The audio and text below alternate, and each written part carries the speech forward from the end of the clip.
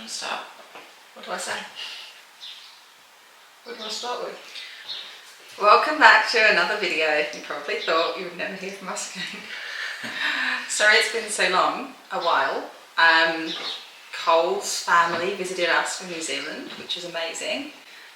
So we had lots and lots going on, but not so much in the house because we had a lot of people here, so we couldn't start doing anything else. But we have had some major progress in this area. Should I start talking about that? Yeah, it's pretty much finished now. Yeah, so first up we got some new cushions. Cut to that footage now. So we've had some progress made in our gorgeous little banquette dining area. Now my mum is making the bench seats. If you remember, we are having 2 bench seats made with this tartan material that we got from John Lewis, so she's making those. So I will share. We're getting one of them I think this week, fingers crossed. But over the weekend I found a website called Fern, F-U-R-N, and I'll share the link. And as you can tell, they make cushions because look how gorgeous they are. So these cushions are so reasonable. They're linen and polyester, and they do sell them with duck inners, but I actually got like duck feather inners. I got the inners from John Lewis just because they were a bit cheaper to do it that way. And you know, a few pounds saved on the inners means another cushion purchased. So I got 6 cushions. I got, I'll go through them all, but I got 3 that look like this one here, the front one, 2 at the back, and I got this beautiful stripe. I'll go into more detail, but this one, the reason I love this one so much is it reminds me of one of the fabric samples that we were going to use on the blind. Yeah, it reminds me of this fabric sample that we got from John Lewis, but we decided not to use it on a blind because we felt the background was a bit too wishy-washy. So, I don't know why I've kept that tag on. I need to take those off. These are the ones that have the kind of emblem that I love. I'm obsessed with these ruffles. They're all duck lined. This is going to look so good, I think, once the bench seat is on as well. This, remember, is my Sanderson cushion that was kind of like the inspo for all of them. So I think it looks so cute and so cozy and country cottage. This I got from there as well, which is obviously a little bit different to the Sanderson one, but I just thought like bring in some more stripes because actually Sanderson have sold out of this one now. They do it in a burgundy, but I just thought, you know, this is going to bring in, it kind of is quite tonal to the tartan. It brings in the stripe, and it's, the other one had like an orangey colour, which I thought, you know, maybe we're going for too many colours. But I just think, doesn't it just look so cozy? And I've got these gorgeous peonies up here, which I got actually from Tesco's, £10 for all of these. So yeah, I will show you there in a second. The other thing I wanted to show you is butterflies. We have butterflies. So we bought this pack for Sonny. He's been really into reading The Hungry Caterpillar. So we went on this insectlore.eu. A neighbour of ours actually told us about it. And you get a cup of caterpillars. This is actually the lid of the cup, that white thing. The caterpillars have the food in the cup. They eat that, and they go into chrysalises, make cocoons. And you transfer them into this butterfly enclosure.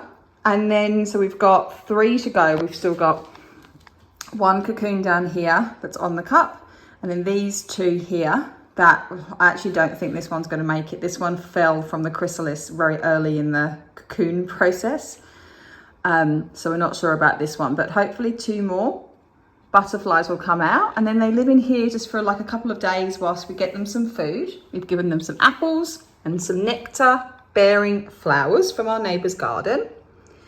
And then we're going to do a release, but it's actually an incredible thing to do. Like I would say, Sonny is a little bit too young. He's 2.5. I think if you had a school age or a preschool age kid, that might be better. But the actual whole experience, the kit, the delivery, the price, I think it was £30 or a bit less than £30.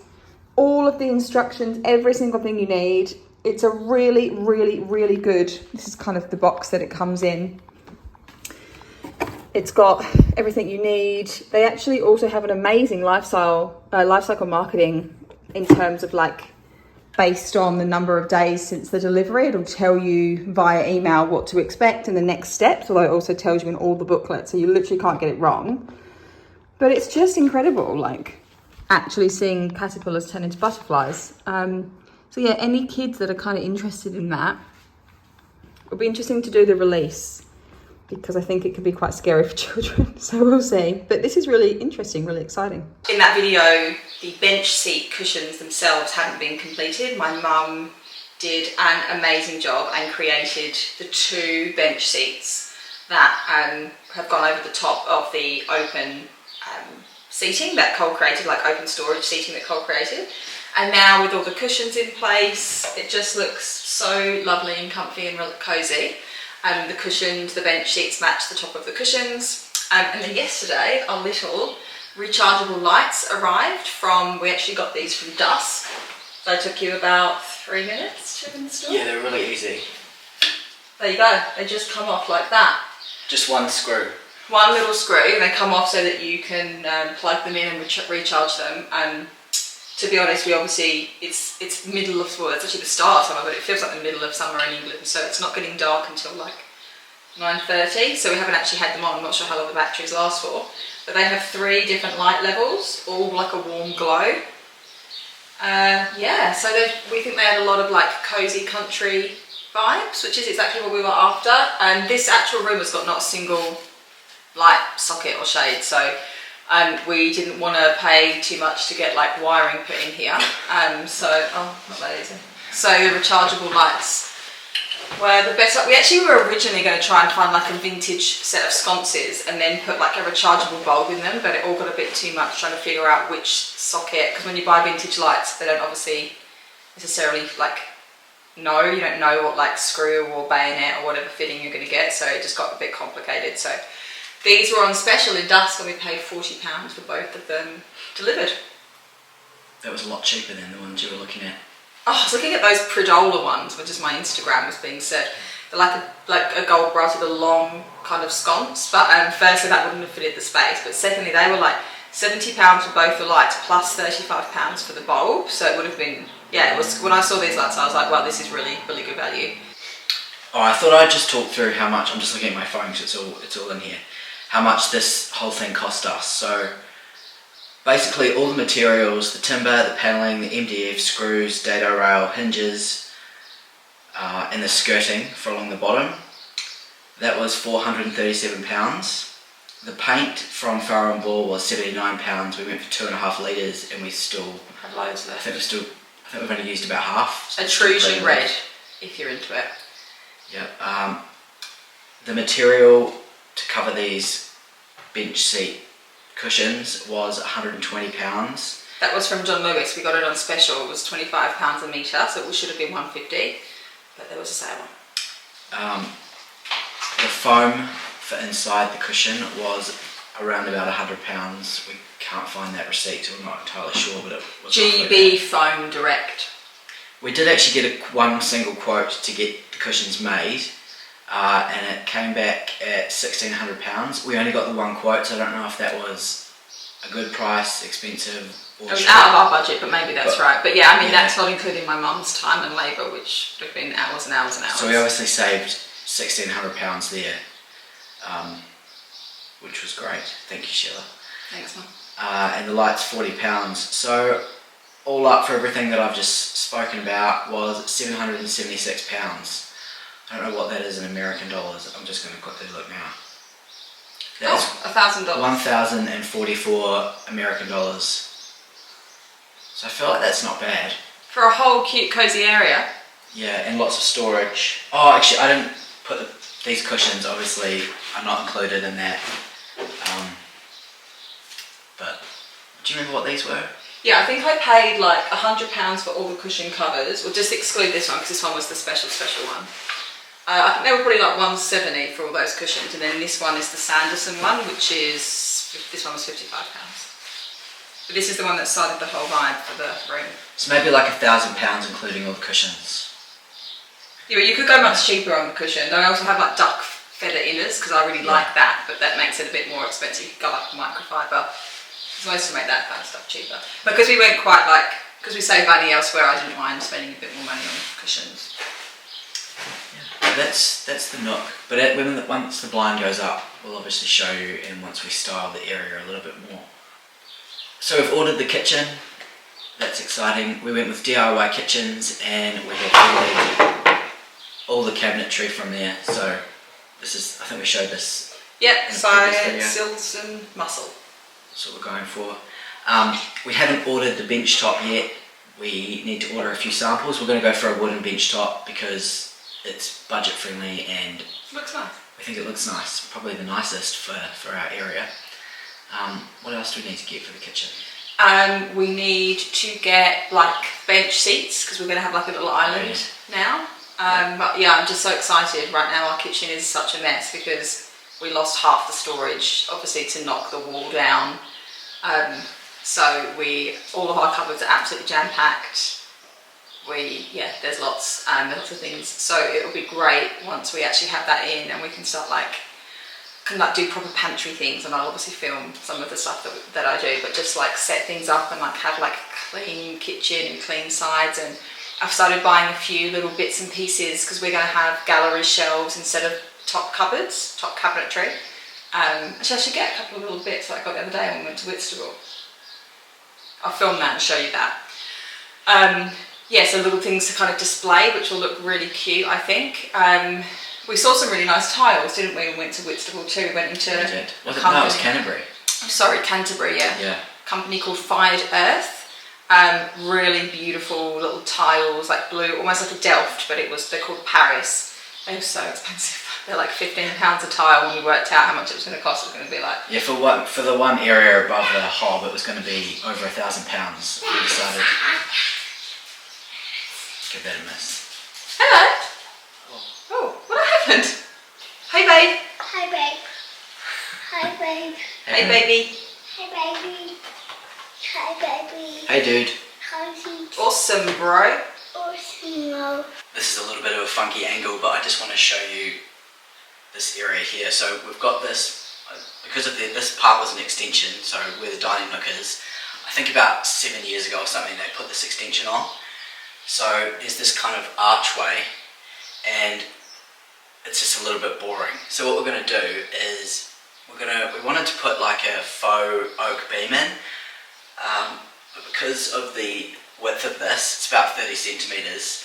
It was going to cost to get like one that looks.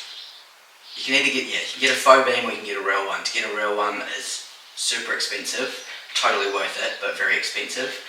And to get a faux one that actually looks very realistic was probably around about 120 pounds a metre, maybe more. So we're going to go with old scaffold boards.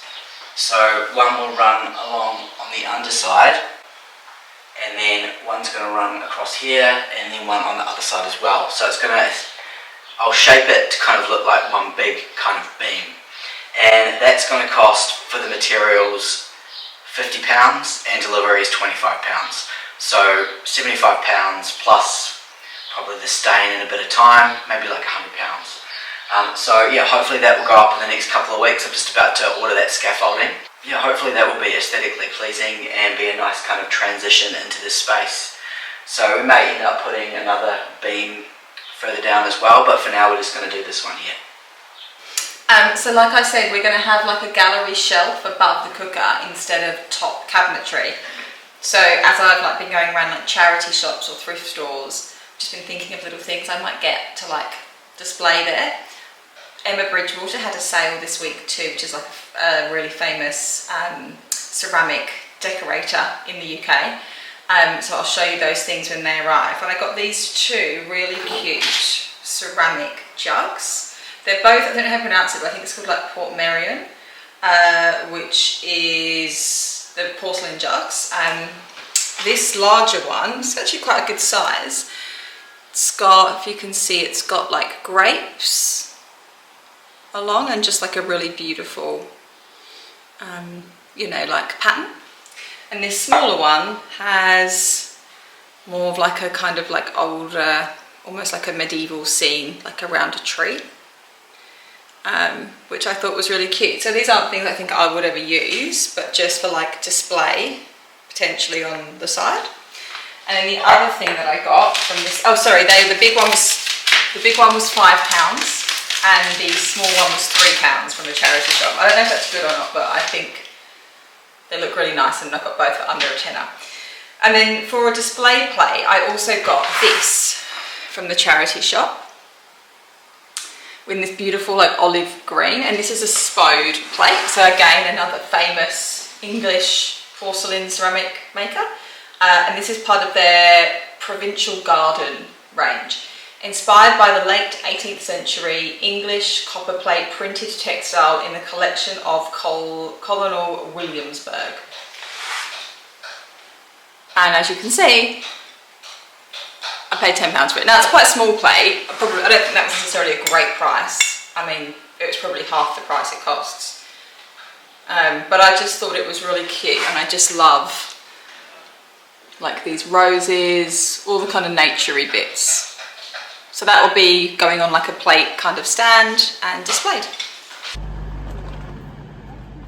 So while my mum and my sister were here, we actually took off to Paris for 2 nights. So the 3 of us had 2 full days in Paris, and we made the most of every single minute. We covered so much ground. I think we walked about 50 or 60k across the 2 days. It was crazy. It was very, very warm. I think it was around about 30 degrees, but we had such a great time. So here's a little highlight reel, 2 minutes of just all the bits and pieces that we got up to. It's always really hard to say goodbye, especially when you live on opposite sides of the world, but it's really cool to be able to watch these videos back just as a little reminder.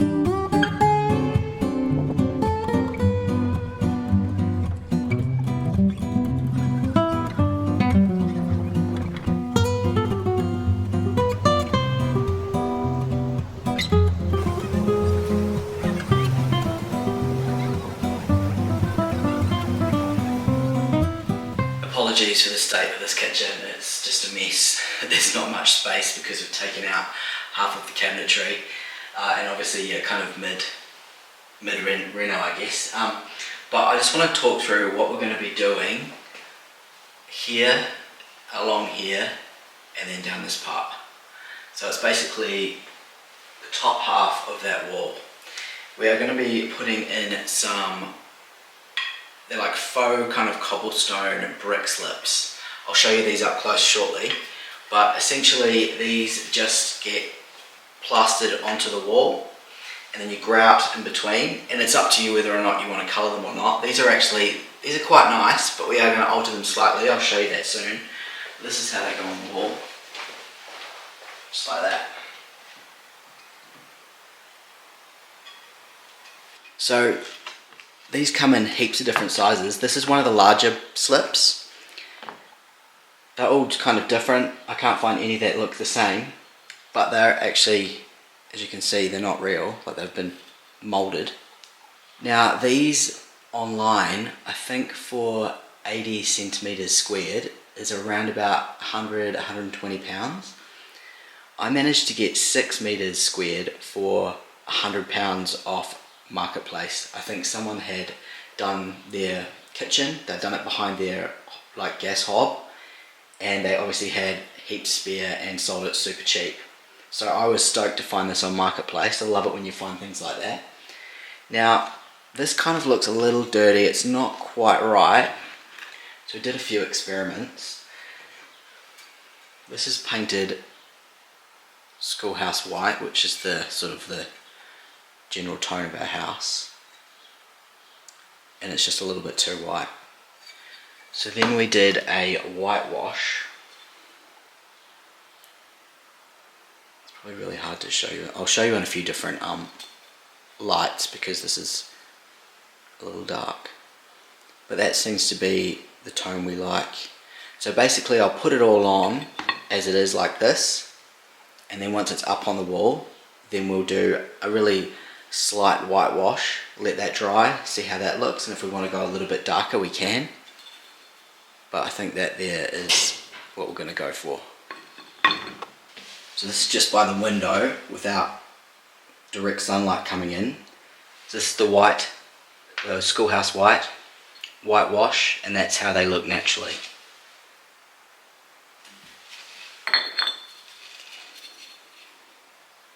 And that's just a nice kind of soft